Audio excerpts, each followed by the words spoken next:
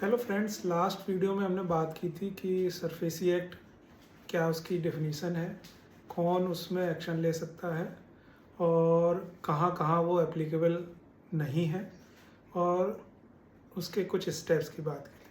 आज के वीडियो में हम डिटेल्ड बात करेंगे पूरे स्टेप्स की, सरफेसी एक्ट का क्या क्या स्टेप, किन किन स्टेप्स के थ्रू होके ये रिकवरी एक्शन कंप्लीट होता है।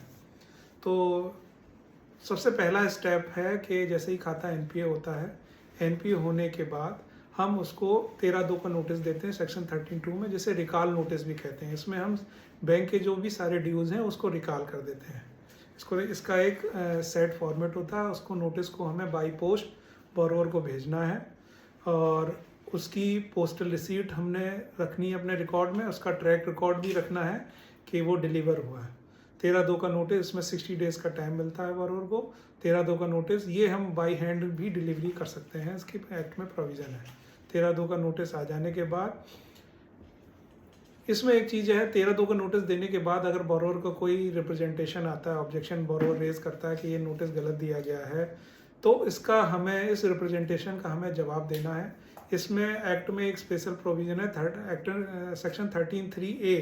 इसके अंतर्गत अगर कोई एज ए ऑथराइज ऑफिसर अगर कोई रिप्रेजेंटेशन आता है तो उसका विदिन 15 डेज़ हमें जवाब देना है। अगर हम उसका जवाब नहीं देते हैं तो आगे के सारे एक्शन हमारे नल एंड वाइड कोर्ट में डिसाइड किए जा सकते हैं। बहुत सारे ऐसे केसेस हुए हैं जिसमें इवन बैंक ने प्रॉपर्टी भी सोल्ड कर दी, लेकिन 13(3)(a) का नोटिस का जवाब ना देने की वजह से कोर्ट ने सारा बैंक का रिकवरी एक्शन सेटिसाइड कर लिया गया। तो इसमें हमें विशेष ध्यान देना है कि अगर किसी भी तरीके का 13(3)(a) में कोई भी बोरोवर का रिप्रेजेंटेशन आता है तो उसका हमें जवाब देना है। जैसे ही 60 डेज़ ख़त्म होते हैं उसके बाद हमको 13(4) सेक्शन 13(4) जिसको सिंबॉलिक पोजेशन के लिए हम उसमें पोजेशन लेंगे। इसके लिए हम पोजेशन नोटिस तैयार करेंगे और पोजेशन नोटिस को जो प्रॉपर्टी मॉर्गेज है उसके वहाँ पर जाकर उसको चिपकाएंगे विद न्यूज़पेपर। उस डेट का न्यूज़पेपर साथ में होना चाहिए। ऑथराइज्ड ऑफिसर इस काम को करेगा और इसकी फ़ोटोग्राफ लेंगे, जो कि जिसमें कि क्लियर प्रॉपर्टी पूरी तरीके से क्लियर होनी चाहिए, फ्रंट गेट पे लगा होना चाहिए और उसकी बाउंड्रीज वगैरह सब प्रॉपर दिखाई देना चाहिए। इसकी फ़ोटोग्राफ हम अपने रिकॉर्ड में रखेंगे।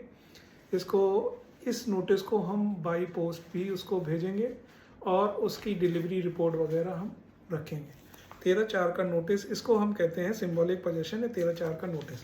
इसी के साथ साथ इस सिंबॉलिक पोजेशन लेने के साथ साथ हम सेक्शन 14 में डीएम या सीएमएम जिसके भी जुरिडिक्शन में वो प्रॉपर्टी आती है वहाँ पर सेक्शन 14 में फिजिकल पोजेशन के लिए एप्लीकेशन मूव करेंगे।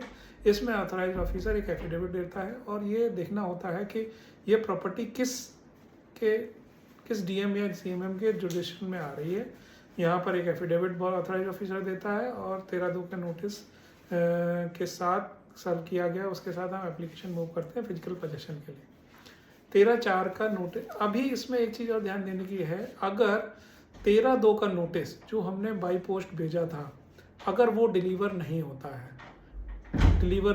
है विदिन 7 डेज डिलीवर हो जाता है। अगर वो डिलीवर नहीं होता है तो उसके लिए हमें फिर से स्टेप लेना पड़ेगा।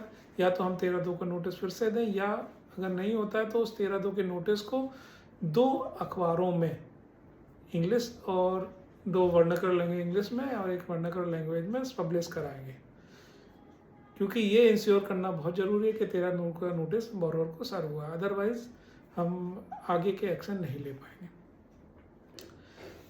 अब 13(4) का नोटिस हो जाने के बाद हमारा अगला स्टेप होगा उसको प्रॉपर्टी का वैल्यूएशन हम कराएंगे और इसमें सरफेसी इम्पैनल्ड वैल्यूअर होते हैं, वही वैल्यूएशन करते हैं, जिसमें कि उसकी प्रॉपर्टी की मार्केट वैल्यू वो निकालता है कि कितनी मार्केट वैल्यू है। और उस मार्केट वैल्यू के बाद हम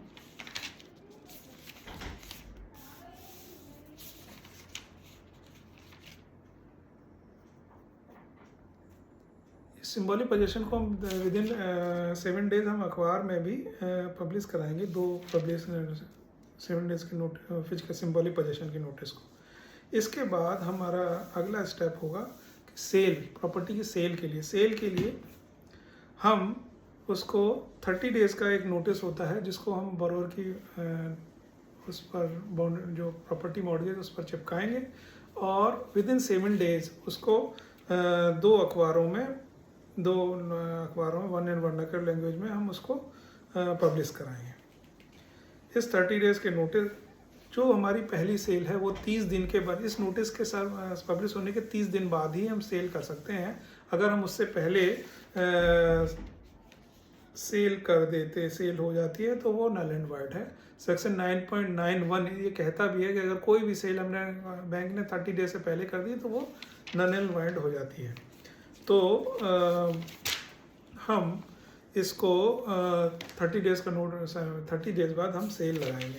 30 डेज़ के सेल के बाद, सेल में ये आजकल इसे ई विक्रय की साइट, ई ऑक्शन की साइट उससे होता है और उसमें जो हाईएस्ट बिडर होता है उसको सक्सेसफुल घोषित कर दिया जाता है।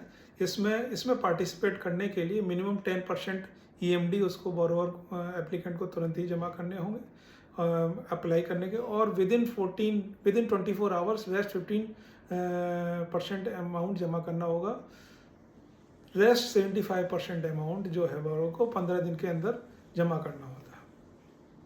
इसमें एक्ट में प्रोविज़न दिया गया है, अगर सिक्योर्ड क्रेडिटर कमेटी ये डिसाइड करती है और बोरोवर एप्लीकेंट रिक्वेस्ट करता है तो 3 महीने तक का टाइम इसमें एप्लीकेंट को दिया जा सकता है, लेकिन इसका प्रॉपर उसको इंटीमेट करने के बाद, प्रॉपर उसको सैंक्शन देने के बाद ही हम इस तरीके का काम कर सकते हैं। जब बोरोवर अपना 75% पूरा अमाउंट जमा कर दिया देता है तो बोरोवर के उसमें जब एप्लीकेंट जमा कर देता है तो एप्लीकेंट को हम sale certificate, authorized official sale certificate उसका इशू करेगा।